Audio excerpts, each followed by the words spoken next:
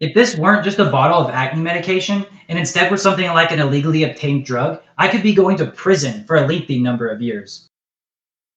Can you believe that? Something this small can drastically change my life or yours in mere minutes. Most people have little to no knowledge of modern drug laws, how they're made, or even their impact on society, and this can be dangerous. If your friend accidentally leaves their ADHD medication in your car, you could be facing a serious prison sentence.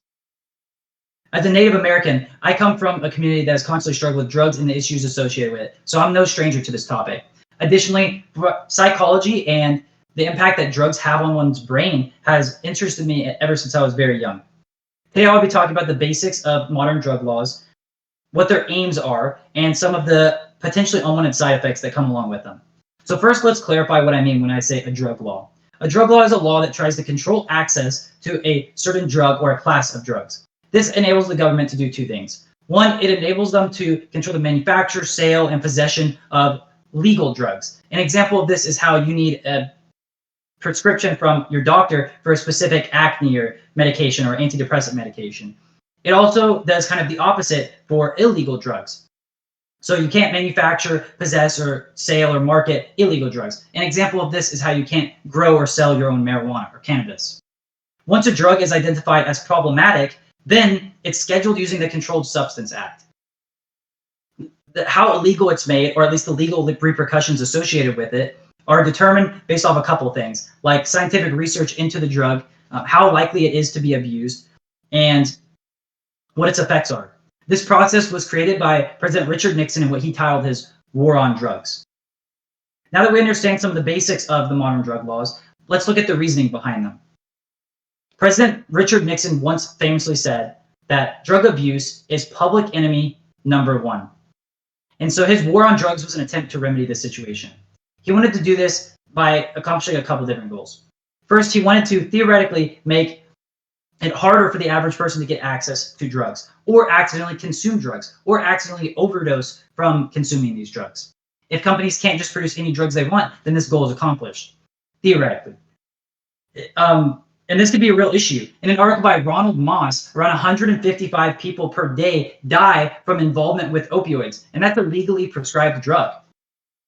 Now, he also wanted to target issues associated with drugs or drug users. It's no secret that drug abuse is a public health crisis. Whether it's something legal like alcohol or tobacco, or something illegal like marijuana, all drugs can be abused and all can cause complications. In an article by Kirsten Kidd, it was estimated around 21 million Americans aged 12 years of age or older had some substance abuse issue. Another example of this is talked about in an article by Rebecca McKinton, where there's a strong correlation found between those who used methamphetamine and violent crime. Methamphetamine is a very potent stimulant, kind of like coffee, but obviously much more potent and illegal. And finally, I want you to just imagine in your head what you think of when I say drug user. For most people, this image is very negative, and Richard Nixon wanted to reduce the amount of people living this life or the people affected by someone living this life. Now that we understand some of the basics of modern drug laws and what their goals were, we can look at some of the potentially unwanted side effects that came along with them. First off, it's very expensive. In a book by Kojo Koram, it's estimated that around $100 billion per year is spent globally trying to enforce these drug laws. And closer to home, around 50% of federal prisoners are in prison because of a drug offense. And despite all of this, it's also cited multiple times in the book that these laws and enforcing them aren't that effective in preventing illicit drug use. One specific example of this is talked about in the book, where the United Nations Office on Drug and Crime estimates between 162 and 324 million people tried an illegal drug back in 2012, and the number hasn't changed that much since then. Finally, making drugs illegal with these modern drug laws has created kind of an opening for a dangerous black market. If legal companies can't sell and manufacture and market these illegal drugs, then other illegal corporations can step in.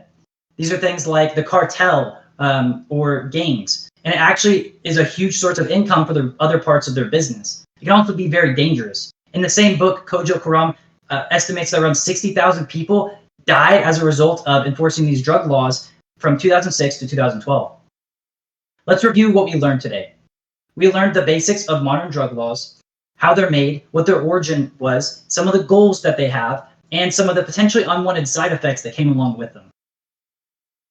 While this bottle of acne medication is not dangerous for me to possess right now, many other drugs are, whether it be because of the health effects that are associated with it or the potential prison sentence. Drugs can change your life.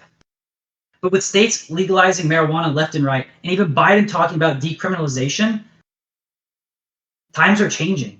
And one can't help but wonder, how different is the world going to look in just a couple years? Thank you.